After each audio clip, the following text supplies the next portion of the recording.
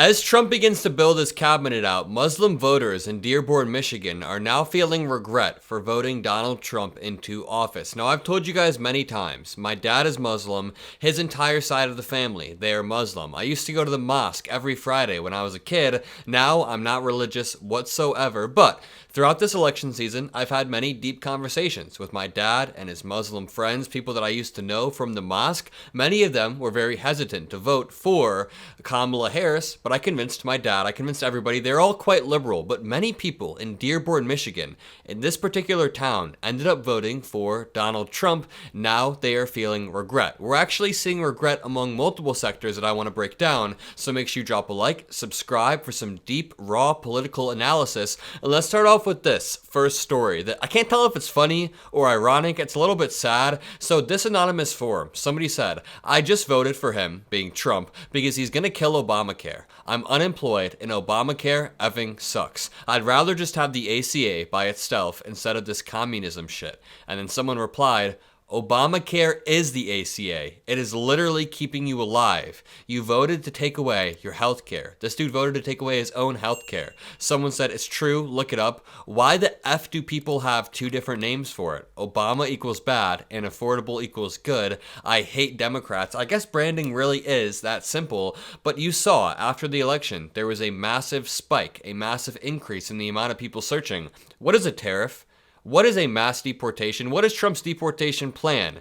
What is Obamacare? Does Trump want to remove Obamacare? And all of the answers to those questions are not quite good. We also see people like Jackson Hinkle, who just posted about 30 minutes ago, total MAGA betrayal. Trump's cabinet members should be in prison, not the White House. And this is because Trump is appointing like semi-normal people to his cabinet. He appointed Marco Rubio as his Secretary of State rather than Vivek Ramaswamy. And listen, I don't like Marco Rubio either. He's spineless, he's slimy, but Vivek Ramaswamy is a new level of ass-kissing slimeball. It's different. It's a different realm with these people. But Jackson Hinkle, who has 3 million followers, is now posting total MAGA betrayal. He was one of Trump's biggest supporters. Pathfinder in the reply said, looking like more of the same thing. Why did Trump even bother with the whole MAGA thing if it was always make Israel great again? I mean, it's just anti-Semitism, but let's go over to here. Soul Sister said, Dearborn, Michigan has reached the find out phase rather quickly.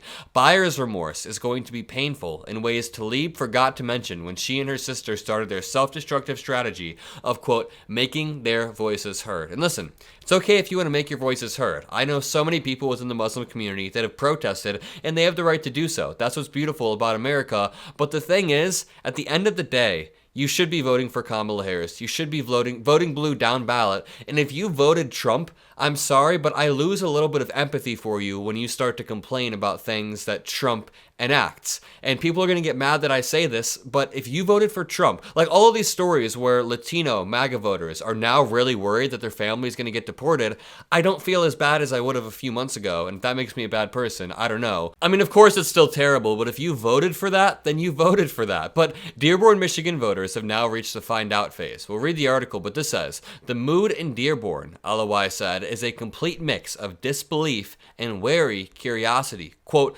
Trump came to Dearborn and made a lot of promises, he said, adding that residents he has spoken to are wondering what Trump will do for Palestinians. What Trump will do for Palestinians, it's not going to be good, and Trump's entire career is built off of broken promises. LOI thinks the reality is obvious. Quote, it's clear as day that he's playing us. He, referring to Trump.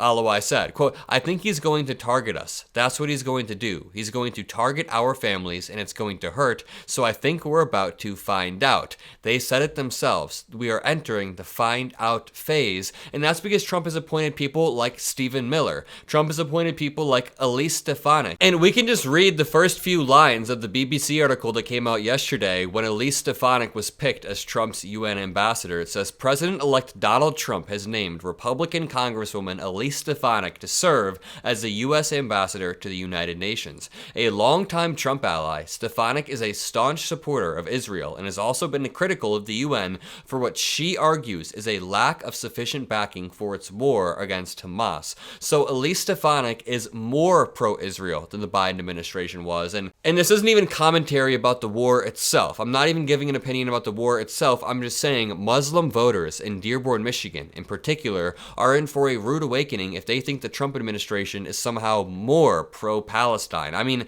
listen to Trump's new U.S. ambassador to Israel saying there's no such thing as the West Bank. This is extremist rhetoric. No matter how you feel about the situation, this is extremist rhetoric. Personally, and I'm speaking only as a person, I think Israel would only be acting on the property it already owns.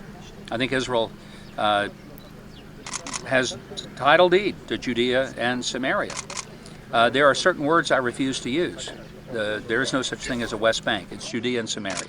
There's no such thing as a settlement. They're communities, they're neighborhoods, they're cities.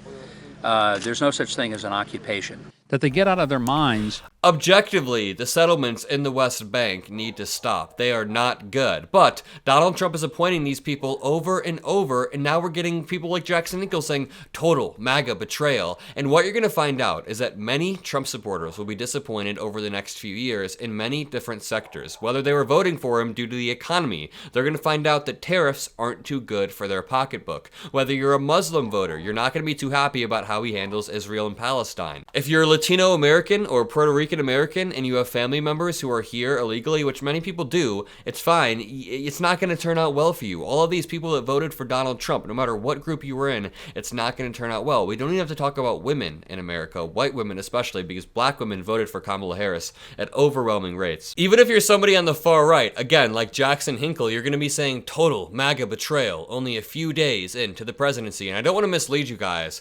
Most Trump voters are still in their comfy world, happy they voted for Trump, happy they voted away our democracy, but I can guarantee over the next few years, people aren't going to like what mass deportations do to the pocketbooks of their friends and families. If they don't like inflation now, wait until you deport people en masse. But I want to end this off by introducing you guys to an interesting theory that seems to be coming true. By the way, make sure you drop a like and you subscribe. So Will Stancil on Twitter said, apparently the word in the tech world is this: Elon's embrace of Trump is because Elon thinks he can essentially run the White House while Trump rots in front of Fox News, as he did during his first term. It's a way to circumvent the natural-born citizen requirement and let Musk serve as de facto president. That isn't even too much of a stretch in and of itself. I mean, Elon Musk being a puppet master, he gave $119 million of his own money. I mean, he gave $44 billion plus $119 million. He bought Twitter just so he could help leverage that platform to get Trump elected, and now we hear reports like this from Caitlin Collins. Mar-a-Lago has basically been brimming for the last 2 days, I'm told, with two kinds of people: those angling for a job and those who are trying to influence Trump into hiring their picks. But one person has loomed over all of that. His name is Elon Musk. Multiple sources tell me tonight that Musk has been seen at Mar-a-Lago nearly every single day since Donald Trump won, dining with him on the patio at times. Today, they were seen on the golf course together. Musk has been in the room when world leaders have called Trump. And tonight we've learned he's also weighing in on staffing decisions, making clear his preference for certain roles even. Publicly tonight, Elon Musk is backing Florida Senator Rick Scott as the next leader of the Republican conference to replace Mitch McConnell. While Musk himself is still not expected to take any kind of formal position inside Trump's administration, given how complicated it would be with his companies, what's becoming clearer tonight is that he doesn't really need to, with one source telling me Elon Musk is having just as much influence from the outside. Again, this is the actual definition of an oligarchy. I mean, putting rich people in power so they can just benefit themselves. But to take a step back, Muslim Americans, if any Muslim Americans are watching this, I'm sure you already know, especially if you're 10 to 12 minutes into my video already, you understand this, but Donald Trump is not the friend of Muslim Americans. Even though he may seem like this macho, strong man, even if you are a little bit socially conservative, which many Muslims tend to be, Donald Trump is the one who enacted a Muslim ban within his first week in office. I think it was his first day in office back in 2017. Joe Biden was the one who removed that Muslim ban. Biden removed it in his first first week as an FU to Trump and to show the Muslim community that he cares. Donald Trump always talks about Barack Hussein Obama. He makes sure to place emphasis on Hussein. Meanwhile, the Democrats elected Barack Hussein Obama. We didn't care. We loved that he was black and that his middle name was Hussein. That was even better. So either way, Muslim Americans, please vote blue. Everybody, please vote blue. We will bounce back. We will pick up the pieces. Drop a like, subscribe. Have a great rest of your day, and peace out.